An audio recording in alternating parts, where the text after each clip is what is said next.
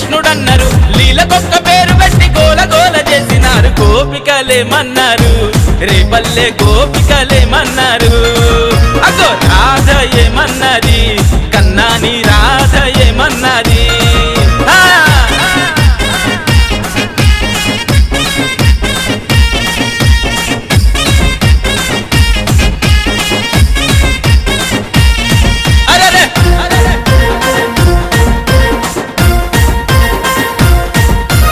దేవకమ్మ ఇంట పుట్టి యశోదమ్మ ఇంట చేరి మట్టి దింటు పూతనను మట్టు పెట్టినానాడు